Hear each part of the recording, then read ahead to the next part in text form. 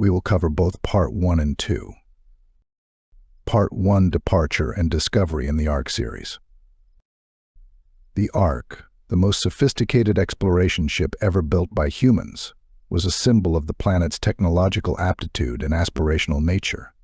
Its glittering hull glistened against the backdrop of space, a starborn diamond, as it sank into the orbit of Proxima Centauri b. The ship had sophisticated cloaking capabilities that could make it undetectable to even the most sly cosmic beings, and cutting-edge warp-drive engines that could bend space-time. The ship housed a microcosm of Earth's finest minds and technology. The command bridge hummed with activity, displaying a range of information from engine diagnostics to navigation data. The crew, a diverse mix of scientists, engineers, diplomats, physicists, and warriors, was carefully selected for their unique skills and adaptability to the unknown. Captain Lisa Nguyen, a seasoned space traveler with diplomatic skills, stated goals were to investigate undiscovered systems, contact extraterrestrials, forge peaceful alliances, and, if needed, protect against conflicts. As departure day approached, the crew felt both severe and excited. They would embark on a journey into the unknown that may take years or even decades, leaving behind everything they knew. Resounding over the intercom, Captain Nguyen reminded the crew of their mission as she spoke. "We are starting a journey today that will benefit humanity, not just ourselves.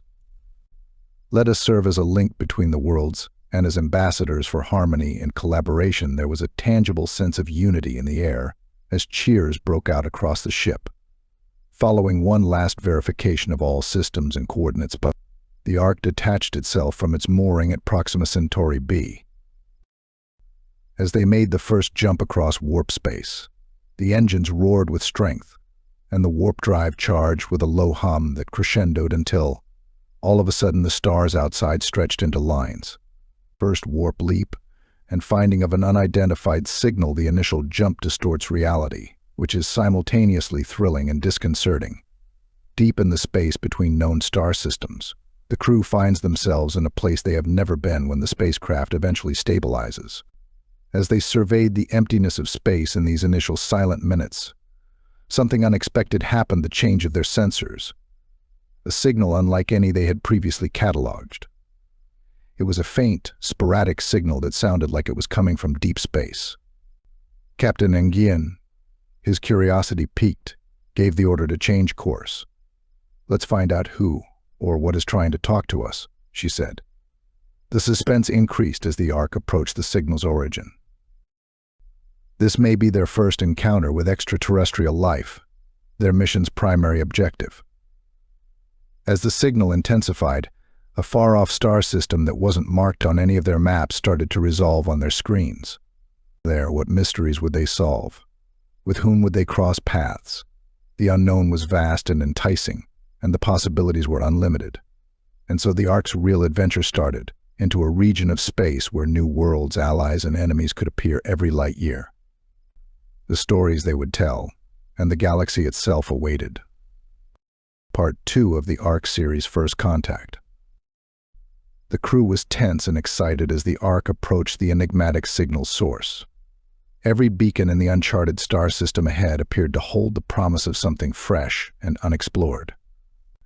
As they improved the locations of the signal, which was a faint call coming from a lush, livable planet around a peaceful main sequence star, sensors hummed and screens flickered. Examining the signal, Captain Lisa Nguyen and her crew were well prepared for their first meeting. After they discovered the signal, they named the area of dense forest close to the planet's equator, which bore a remarkable similarity to old Earth Gaia. The world below was revealed to be teeming with life when the ARK's sophisticated sensors analyzed the topography, and biosignatures technology translated their melodic languages, sent with a technologically advanced society that seems to have integrated their structures with the natural environment, said Chief Science Officer Dr. Emily Zhou, who led the investigation. "We've never seen anything like it before. Strict first contact standards, including non-aggression, respect for local customs, and extreme caution, were explained to the crew.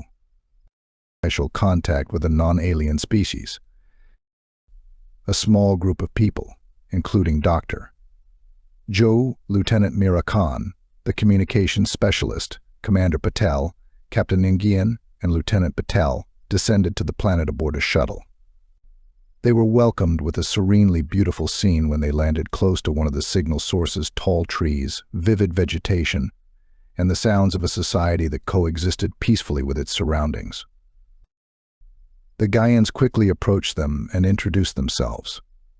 Despite their humanoid appearance, iridescent skin, and beautiful movements, the Gaians exuded a sense of profound serenity and intelligence. A technology translated melodic language, and their leader, Solara, addressed the group.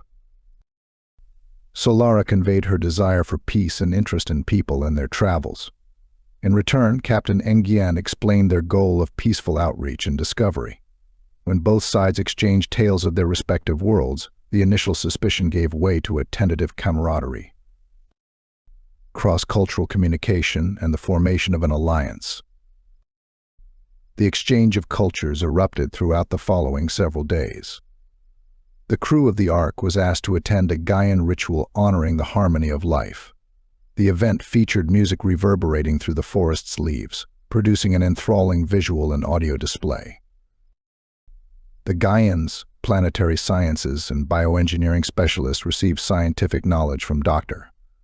Zhou and her colleagues.